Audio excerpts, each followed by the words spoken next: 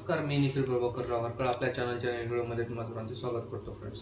Friends आपल्या स्टॉईक सिरीजच्या next व्हिडिओमध्ये तुम्हा सर्वांचं स्वागत. आजच्या व्हिडिओमध्ये आपण पाहणार आहोत की स्टॉईक माइंडसेट रोजच्या लाईफमध्ये कसा वापरायचा.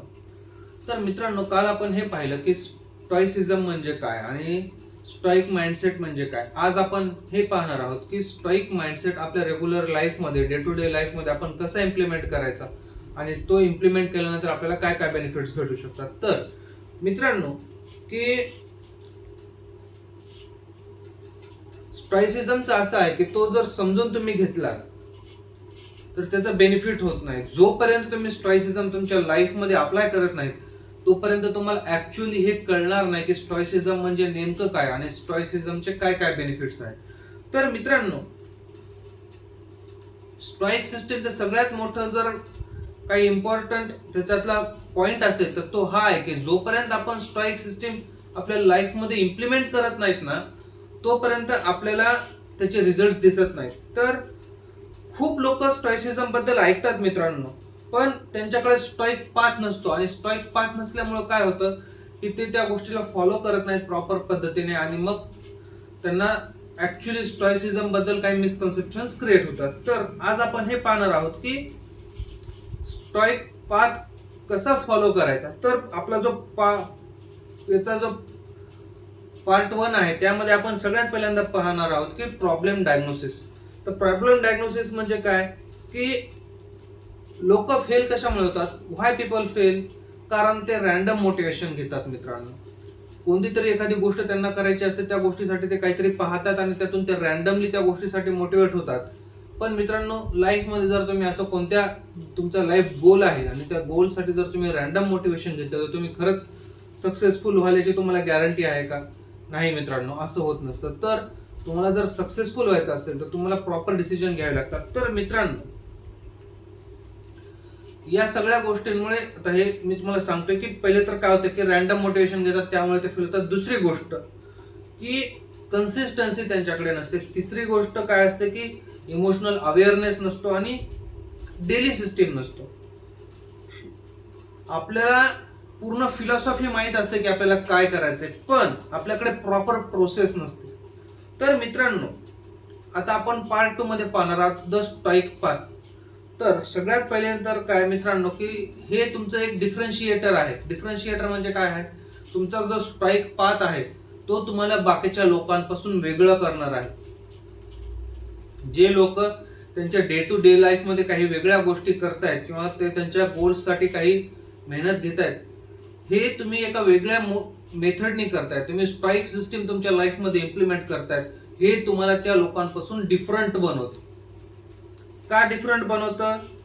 तर तुम्ही जी स्टॉईक सिस्टीम फॉलो करताय ती एका फिलॉसॉफीवर आधारित सिस्टीम आहे आणि त्याचे काही जे मुद्दे आहेत ते तुम्ही लाईफमध्ये इम्प्लिमेंट करणार आहात आणि त्याच्यावर तुम्ही स्टेप बाय स्टेप काम करणार असल्यामुळे एक ऍक्च्युअली तुमचा पाथ क्रिएट होतो. त्या पाथवर तुम्ही चालत असल्यामुळे तुम्ही त्यांच्यापासून डिफरन्शिएट होता.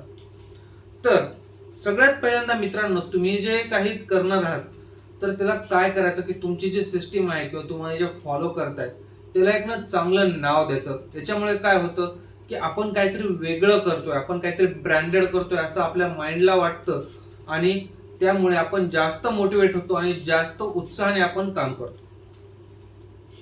तर जर तुम्ही डेली स्टॉईक पाथ फॉलो करताय तर त्याच्यासाठी 3 स्टेप्स आहेत. Step 1, morning mental preparation. Morning mental preparation मध्ये आपल्याला काय करायचंय की सगळ्यात पहिले तर स्टॉईक प्रिन्सिपल जे आहे की एकही दिवस परफेक्ट जाणार नाही.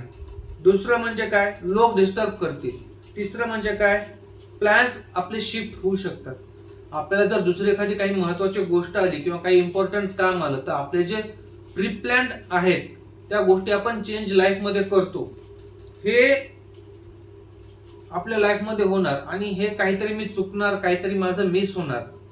ह्या गोष्टीसाठी जर आपण तयार असू तर यामुळे काय होतं की आपले जे इमोशनल शॉक्स आहेत ते कमी होतात आणि हाच आपल्या स्टॉईक सिस्टीमचा पहिला पाथ आहे.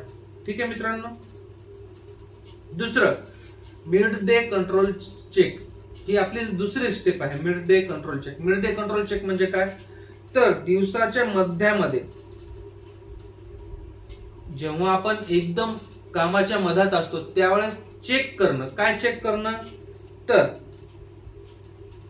तुम्हाला जर कुठे स्ट्रेस आला किंवा तुम्हाला कुठे जर काही प्रॉब्लेम आला तर हे पाहायचं की एक क्वेश्चन स्वतःला विचारायचा. काय क्वेश्चन विचारायचा, की हे माझ्या कंट्रोलमध्ये आहे का. आता हे माझ्या कंट्रोलमध्ये आहे का, तर याचे तुम्हाला 2 आन्सर्स असतील, येस आणि नो. जर येस तुमच्याकडे आन्सर आहे की होय माझ्या कंट्रोलमध्ये आहे, तर जे तुमच्या कंट्रोलमध्ये आहे ते तुम्ही त्याच्यावर तुम्ही ऍक्ट करायचं, त्याच्यावर तुम्ही काम करायचं. दुसरं काय आहे की नो, हे माझ्या कंट्रोलमध्ये नाहीये. जर तुमच्या कंट्रोलमध्ये नाहीये तर ते तुम्ही ऍक्सेप्ट करायचं आणि तुमचं काम पुढे चालू करायचं. यामुळे काय होतं, तर यामुळे काय होतं की तुमचा जो स्टॉइसिझमचा पाथ आहे तो सिम्प्लिफाईड होतो. आणि अजून एक गोष्ट यामुळे होते, तुमचं ओव्हर थिंकिंग कमी होतं. याच्यामध्ये तुम्ही म्हणसाल की याच्यामध्ये ओव्हर थिंकिंगची गोष्ट कुठून आली, तर मित्रांनो बऱ्याचदा असं होतं की आपण जेव्हा स्ट्रेसमध्ये येतो ना, एखादं काम आपल्याकडून हातातून जातं तेव्हा आपण विचार करायला लागतो की यार मला हे जमलं नाहीये. पण स्टॉइसिझम इथेच तुम्हाला हेल्प करतं. काय हेल्प करतं, पहिले तर आपण स्वतःला प्रश्न विचारतो की हे तुमच्या कंट्रोलमध्ये आहे का. येस जर कंट्रोलमध्ये असेल तर मग त्याच्यावर वर्क करायचं आणि पुढे जायचं. नो तर त्याला तिथे होल्ड करायचं, हे ऍक्सेप्ट करायचं की हे माझ्या कंट्रोलमध्ये नाहीये आणि आपलं काम करत राहायचं. सिंपल. आता तिसरी स्टेप काय आहे की night stoic reflection. Night stoic reflection मध्ये काय आहे, तर रोज रात्री आपण जेव्हा झोपतो किंवा आपण जेव्हा बेडवर जातो तेव्हा आपल्याला 3 क्वेश्चन्स विचारायचे स्वतःला. पहिला क्वेश्चन काय आहे की आज मी कुठे रिॲक्ट झालो. दुसरा क्वेश्चन काय आहे, मी कोणती गोष्ट बेटर पद्धतीने हँडल करू शकलो किंवा मी कुठे प्रॉपर पद्धतीने रिॲक्ट झालो.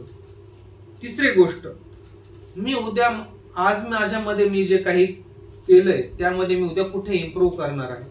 आणि यामुळे काय होतं मित्रांनो, की यामुळे तुम्हाला कळतं की तुम्ही कुठे चुकलात, तुम्ही कुठे हायपर रिॲक्ट झालात. तुम्हाला हेही कळतं की तुम्ही कुठे प्रॉपर पद्धतीने एखाद्या गोष्टीचं सोल्युशन दिलं. आणि तुम्हाला हेही कळतं की मी जी मिस्टेक केली आहे ती जर मला करायची नसेल तर मला काय केलं पाहिजे. आणि यामुळे काय होतं की आपण जे डिसिजन घेतो, आपण जे करतो त्यामध्ये आपल्याला एक पिक्चर क्लिअर होतं की ओके मी इथे चुकलोय, हे माझं बरोबर आहे. आणि मग त्या पद्धतीने आपण आपली लाईफ किंवा आपल्या गोल्सकडे अचीव्ह करण्यासाठी एक वेगळा परत प्लॅन तयार करतो. मित्रांनो हे लक्षात घ्या की स्टॉइक पर्सन्स जे आहेत, स्टॉइक पीपल्स जे आहेत, ते त्यांचा दिवस संपत नाहीत. ते ऍक्च्युली काय करतात, त्यांचा दिवस पूर्णपणे रिव्ह्यू करतात, त्याचे रिझल्ट्स पाहतात आणि कंटिन्युअस इम्प्रूव्हमेंट करतात. आणि हे ते रोज करतात एका लूपमध्ये. आणि जेव्हा तुम्ही एखादी गोष्ट एखाद्या लूपमध्ये कन्सिस्टंटली करत जाता, तर आपण आधीही ह्या गोष्टी पाहिलेल्या आहेत की आपल्याला त्याचे बेटर रिझल्ट्स मिळतात. मित्रांनो आता आपण पार्ट 3 कडे येऊ. हा आपला आजच्या व्हिडिओचा शेवटचा पार्ट असणार आहे. तर पार्ट 3 मध्ये आपण का पाहणार आहोत की आपण जे काही करतोय स्टॉइक सिस्टीम मध्ये, आपण ज्या स्टेप आतापर्यंत 2-3 मेथड्स फॉलो केल्या त्याचे आपल्याला काय रिझल्ट भेटणार आहे. तर पहिलं की जर तुम्ही 30 दिवसांसाठी स्टॉइक सिस्टीम फॉलो केली ना मित्रांनो, तर सगळ्यात पहिले तुम्हाला काय होईल की तुमची रिॲक्शन कमी होईल. रिॲक्शन कमी होईल म्हणजे काय होईल, तुम्ही एखाद्या छोट्या, कधी कधी असं होतं लाईफमध्ये की आपण एखाद्या छोट्या गोष्टीवर एकदम हार्श पद्धतीने रिॲक्ट करतो किंवा क्विक रिॲक्ट करतो, ते कमी होईल. दुसरं काय होईल, तर दुसरं असं होतं की तुमची क्लॅरिटी वाढायला चालू होते. हे कशामुळे होतं, जिथे आपण रिॲक्ट करायला कमी होतो तिथे आपल्या माइंडमध्ये कंट्रोल यायला चालू होतं. आणि आपल्या माइंडमध्ये जेव्हा आपण आपल्या इमोशन्सवर कंट्रोल करतो त्यावेळेस काय होतं, आपल्याला स्टेबल सोल्युशन्स दिसायला लागतात आणि त्यामुळे आपलं माइंड क्लिअर होतं. मित्रांनो तिसरी गोष्ट काय होते, आपले डिसिजन्स स्ट्रॉंग होतात. डिसिजन स्ट्रॉंग का होतात, तर आपलं माइंड क्लिअर झालेलं असतं, आपल्याला शांतता आलेली असते, आपलं मन शांत असतं आणि त्यामुळे आपले डिसिजन्स क्लिअर होतात मित्रांनो आणि स्ट्रॉंगही होतात.